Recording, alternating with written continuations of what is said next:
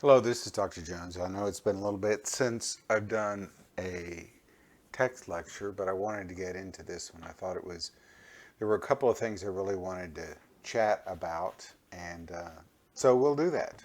So I am basing this on the basics of what your Unit 5 is all about with ethics and contracts. Um, let's just see where we go from here. So, overall, I think the overriding themes of Unit 5 are these five things. One, taking responsibility for wrongdoing, especially if you look at like the Governor Blagojevich from Illinois. Uh, Number two, seeing that unethical actions are in fact unethical and not just something that everybody does or something that the law allows, so it can't be unethical. Number three, hubris in the in the face of obvious bad behavior. Um, Come and get me if you're going to. Number four, making promises and then not following through on those promises. And then number five, seeing taxpayer money as a fountain rather than as a trust. And that's where you see the universities using government money to buy all kinds of crazy things. Instead of using foundation money for that, they're using taxpayer money for that. So now that's kind of what I take from Unit 5 overall. We're not going to look at all of those. I instead want to really look or focus on three other issues that are within this unit and are suggested by it, but I want to take a little different viewpoint. So let's go back to government officials being above the law or above reproach. Um, and that is a general theme in one portion of Unit 5 here. And I'm not going to read all of this. Please feel free to stop this video and read everything that's in here. But I have two examples that I'm going to show of people who were under suspicion of and being prosecuted for uh, bribery out there, and whether or not the government officials also should have had a problem with this. But here's your first example. So, a governor in the state of Virginia and his wife were indicted on fraud charges and the Hobson Act extortion charges, in that they took $175,000 in stuff from a man named Williams, who was the CEO of a company. And he asked for assistance in getting public universities within the state of Virginia to do research studies on his product, with the idea, I'm guessing, that they would come out and say wonderful things about his product, and therefore he would have gotten uh, public universities to do his research, essentially, not for free, obviously, but would have gotten them to do research for his company and then be able to use that to promote his own company. Now, let me say that universities quite often will do research for private companies out there. We do that within small business assistance groups that are located within universities, where they will help people who want to start or grow a small business in the community, and they'll help them fill out loan papers. They'll help them to come up with business plans. Quite often, professors will put students on uh, research projects in classes where it's definitely a private company that they're doing research for, whether it's a small business or a larger business, whatever. And they'll do a research project, and the university will bear most of that cost, and if there's any, special expenses, the company will help to cover that. But that's not what was being done here. What Williams wanted to do was to get his buddy, the governor, to put some pressure upon these universities to do some research for his friend. And essentially, what the governor and his wife did was say, well, you scratch my back, I'll scratch yours. Here's some stuff that we want. This went all the way to the United States Supreme Court, and the U.S. Supreme Court turned this over and said that the governor and his wife were not guilty of fraud and extortion, even though lower courts had upheld those convictions that they had, because they said that essentially asking the universities to do this kind of research was not an official act, and therefore they had not breached the public good, and so taking all this money was not illegal. And that's how the court upheld this. And I'm not going to comment myself upon this one way or the other. I'm just going to say that's how the court held this. So they declared that they were not guilty of criminal activities. They didn't say whether or not there was something ethical going on, at least not in the quote that I've pulled out here. But definitely they said they were not criminals for having gotten this stuff. In the next example, in Los Angeles,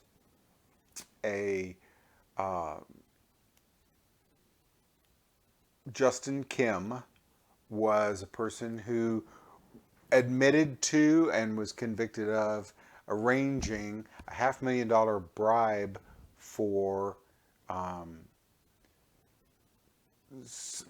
people there on the Los Angeles City Council. And the $500,000 bribe was just one of those things.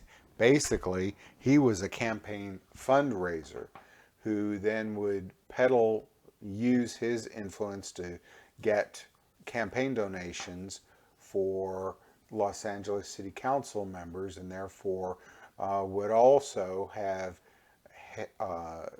gotten some influence from the city council for things for his businesses, etc. there. Now, he pled guilty to a felony bribery charge. This was just earlier this year in April of 2020. I don't know how it's going to go down, if that'll get vacated, but right now he's pled guilty to bribery charge. And the story that I was reading, and I've quoted from here, says that even the city attorney, who's now running for mayor, along with other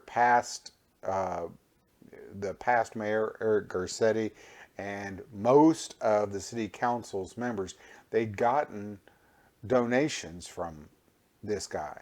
And now that he has pled guilty, the city attorney has received a donation that he received from Kim and gave back $12,000 that Kim raised for him. So the question I have for you to think about is, in this situation, whether or not the city or state officials, or we could look at national officials too, but these are just the two examples I have here, whether or not they did something illegal. And I don't think that you could prosecute Mike Fuhrer or Eric Garcetti or any of the city council members in this situation for having, done something illegal necessarily in receiving campaign donations. Did they potentially do something unethical? And I think you would see that the city attorney thought that at least the appearance of unethical behavior came about. Now, raising donations for candidates is really common. And we understand that candidates, if they're elected, will quite often think fondly of those that donated to their campaigns. But sometimes it goes a little too far. Okay, let's get past this. I want to get into somebody else who might need to take a look at something. So, in Unit 5, there's a discussion about salaries, and we'll get to automaker salaries in just a moment. But I wanted to take a look at May 2019 salaries, annual salaries for different kinds of occupations. And there's a reason I want to do this. So if you go to the Bureau of Labor Statistics, bls.gov, you can find the salaries nationally for all kinds of different occupations out there, but you can also find it by state, so you can see what the average is by state for your occupation out there. You can kind of compare things out. Now, I arranged these the way I did. It's not arranged this way in the Bureau of Labor Statistics. I did it this way because I wanted to go from the highest of these occupations down to the lowest. And I wanted to, pardon me, there is a mistake on this. I just saw that. $50.69 an hour should be up here to business faculty. And I will correct that. I will correct that. Not right now, but I will correct that. So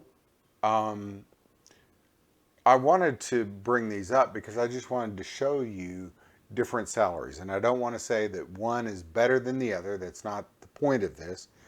And you can make a case for why a fast food cook would not make the same amount as a CEO. So that's not a discussion either.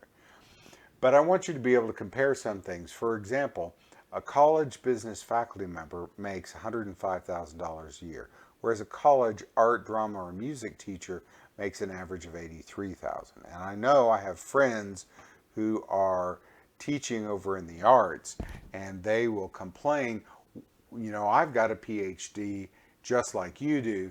Why in the world are you making $20,000 a year more than me? And business people have the excuse because they will say it's market rate out there. The market's willing to pay me that much more, so that's why I make that much more. But I have friends out there who will complain that making this salary is just not enough, that other colleges in the nation make more than they do, and they need to make more money. And I just want to make this statement. I thank the Lord that I'm in a profession where I make as much money as I do. I try to use it as best as possible and make sure that there's plenty of help that I give out to charitable organizations, to my church, and so on like that. So I don't feel like I'm not making enough money. But not all business faculty and all colleges are making this. Remember, this is the median annual salary. Some of them are making $250,000 a year, and some at specifically, small private colleges a lot of times will make much less than that unless they have a very good foundation at the college. Quite often they'll be making half of this. I know I was making $60,000 20 years ago. I was making $60,000 at a small private college that had a very good foundation. But at some others, I would have made much less than that. I made less than $40,000 a year at another small private college at about the same time. And I know they're not up to $100,000 there. And then take a look here at hourly workers and cooks and fast foods and maids and housekeeping cleaners. I know you don't have to have even a high school degree to be able to get those positions. I know that you need more experience and so on like that for many of these other professions. But I think it's just interesting to take a look at the wide variety of pay here in the United States. And I don't make any political statements or moral statements or ethical statements, nothing along those lines. It's just interesting to see. And this is kind of information that you can get from the government. It's out there. But I do want to use that as kind of an intro to the discussion about the U.S. auto workers. And so this is a slide from your text where the discussion here is meant to contrast the average hourly pay for a United States auto worker at just under $29 an hour, comparing that with workers for Toyota, Honda, and Hyundai, and then with benefits for auto workers outside of Detroit's about 44, and benefits in Detroit a little over 73. And there's a discussion about this and the impact of unions on that, and that's a whole discussion we won't get into in this. But I do want to bring this up. So these are in your text, and I'm not going to dispute what's in your text, because actually some of what I'm about to bring up backs up this figure right here. But I do want to say it is important to know where you get your information from. The Center for Automotive Research, which provides this information. The Center for Automotive Research, if you go and look at who the board is people on the board of the automakers in the United States, along with their suppliers like Delphi and other automotive equipment people. Now, that's fine. They're completely upfront about this. So it's not like this is, ooh, this is hidden, you didn't know this. It's not like that at all. But what it does show is, let's see this information right here. So Center for Automotive Research, these are people that should know how much people make. This is what they're quoting that they're making out there. You can imagine potentially that the information that they're giving right here, people who are automotive workers in Detroit are making $73 an hour, and they are still clamoring for needing to make more money, blah, blah, blah. Okay, see, because the Center for Automotive Research is management versus labor, they're going to come out with these kinds of numbers. They're not wrong. The numbers are not wrong. But you should also take a look at it from another side. So before you hassle the U.S. auto workers, full disclosure, my mother's family and their forebears worked for the U.S. automotive industry in Detroit. Okay, so I have a background of people working in Detroit, and they were just average workers. They were not in management. So, give you that. It doesn't color what I'm about to show you. It's just, I want you to know, yes, I do have a history for that. So if you question what I say, well, I understand. Okay, here we go. So 2 other sources for how much automakers make in working. In ZipRecruiter, because this is one of the things I did, ZipRecruiter says that the average annual pay for car manufacturing jobs in the United States is $43,344. Okay, so they're taking the average annual pay, and that comes out to about $20.84, and that the average manufacturing job doesn't vary more than about $12,500, no matter where you're located or how much experience you have. That there's not that much difference. And that kind of goes against what the earlier slide said, which is Detroit jobs pay a whole lot more than everybody else. I don't know. So if you go to payscale.com and research this, they show that it's over $69,000 a year for the average car manufacturer's salary. And it includes bonuses, commissions, profit sharing, etc. And that comes out to about $33.20 an hour. So that's very different. That's 50% more. Of course, they're not just doing what the annual salary is, they're also including a lot of other stuff. Well, FactCheckorg, which is an interesting place to go, Again, it's not perfect, but it's an interesting place to go. I'm not going to read all this. You can stop this tape and read it. But here's some quoted material from them. In 2008, they checked out this $75,000 an hour, $75 an hour for auto worker salary. And so here's some of what they say. So the automakers say that the average worker, union worker, is about $29 an hour. So how do you come up with a $70 an hour figure? Well, you add in all these other benefits. Okay, that's wonderful.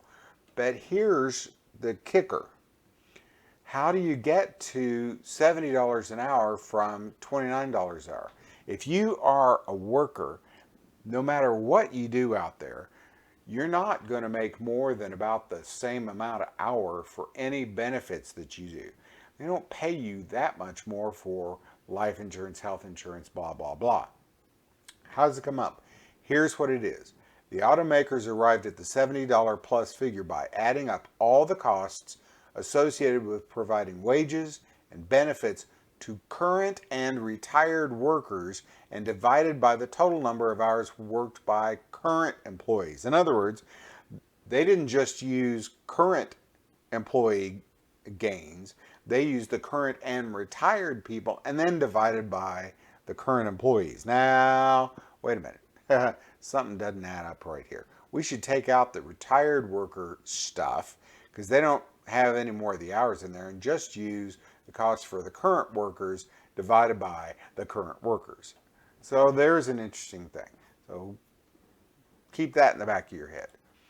Now, if you go to Detroit News recent article, April 2020, here's a different twist on this. So Japan's three biggest automakers are going to furlough 32,000 of their people, and not, they're going to furlough 32,000 people that are working for them here in the United States. And I want you to see something that I've highlighted. The car maker said Wednesday it will no longer pay the roughly 5,000 people that temp agencies employ. Now, here's one way that car makers have been able to reduce their costs. Instead of hiring somebody at full pay plus benefits to work for them, they have begun using temporary employees, which you can just fire them. There's no unionization of them. You can just fire them or just say, hey, I don't need you anymore, and send them back. And it's the temp agency that pays the health insurance, life insurance, etc., and then charges premium to the employer. So this is an interesting little twist on it here. One last thing for you to look at. So if you go back to the Bureau of Labor Statistics, remember I quoted salaries for different kinds of occupations. Well, if you go to Bureau of Labor Statistics and you ask for auto worker salaries, here's what they have for the 2019 average and then what salaries have been reported for March, April, and May. And so for those who do motor vehicles and parts manufacturing, they have a little more recent data all the way to May 2020 for them. But there is March and April data for those who are making motor vehicles and parts manufacturing, for those who are doing motor vehicle manufacturing, and those who are making motor vehicle bodies and trailers. Now here's what I want you to see. So for motor vehicles manufacturing, they are making about $29.64 an hour in 2019. But those same workers in April of 2020 are making over $1 less an hour than what they were making here. Now, I'm guessing that part of that's probably the use of temp employees. Part of it's also probably getting rid of some employees who are nearing retirement age, buying them out, and then hiring younger people at lower salaries. So one other interesting point here is that if you compare for this, and I'm guessing it's probably the same for here, that they have actually dropped about $2 an hour May 2019 to May 2020, you'll probably see when data gets updated here, probably going to see similar figures here. So I haven't resolved anything. Sorry, folks. I didn't resolve any questions. All I've done is thrown out a lot of information to you, a lot of different ways to see through this prism, and I'll leave it to you to think about it and just pose it in your mind. Talk about it with your friends, your family. Don't come running at me, okay? Just think about it and go, wow, this is pretty interesting. So I have to be very, very careful where I get my information from and make sure I do a little bit better research out there because there could be a lot of different ways to look at this. That's all, folks. Sorry it took so long, but I really wanted to get into a good discussion here for you to kind of think about all these different issues. Take care.